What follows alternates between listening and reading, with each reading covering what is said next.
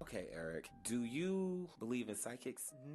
I'm very not into them. Okay, well, there are a lot of people, including myself, who are into psychics. And I'm going to say this before I start this. Like, if you don't have a connection with a psychic or a medium, if you don't feel like a pull, you might want to reconsider talking to that person. And if they're asking you for a bunch of information, red flag, red flag.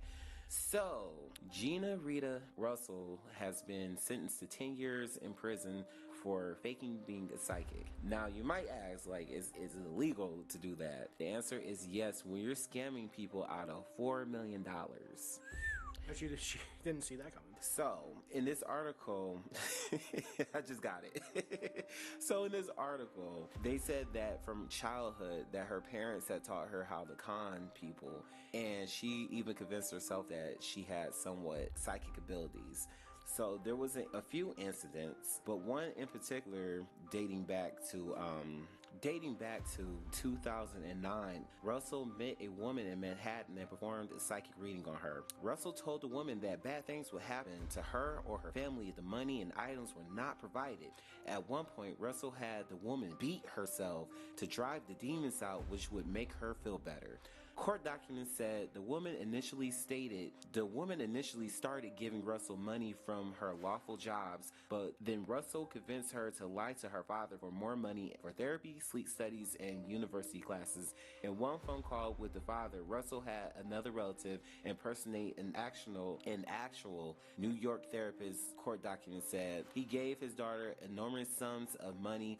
When he eventually stopped paying, Russell came up with another plan, convincing the woman to earn money through sex work and advertising sensual massage services online. So not only is she a fake psychic, this woman is a trafficker, because this is trafficking. Exactly. Through one of her ads, she met a chief financial officer for a Washington, D.C. HVAC and plumbing construction company who eventually fell in love with her, even though he was married with children. Russell instructed the woman to tell the CFO she owed money to mobsters in New York, that she would be harmed if she didn't repay a large debt. The man fell for the mafia con hook. Prosecutors said in their sentencing memo, from behind the scenes, Russell instructed the woman on what to tell him on a regular and increasingly demands for money as her co-conspirators arranged the logistics for collecting the ill-gotten gains. The man ultimately went so far as to embezzle more than $400 million from his employee between January and March 2017, believing his girlfriend was indebted to mobsters and that her safety was at jeopardy if she didn't pay. This thing is going too far. It's going way too far. I mean, I can imagine having a simple reading, and whatever she said to her must have been hell of a convincing, because this is wild. I can't believe I'm like even reading this. It sounds like a novel. I mean, probably written straight off of Stephen King's novel, but Oh, so says Russell had one of her co-conspirators impersonate a mobster on a phone call, threatening him and his family if he didn't pay up.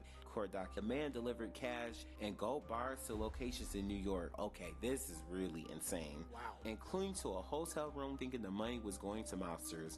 In reality, all the funds the man embezzled and delivered to New York went to members of the Russell, Evans, and Kosovo.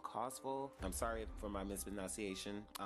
The case came in the light in 2017 when he did not report for work. An investigation was launched when his employee knows financial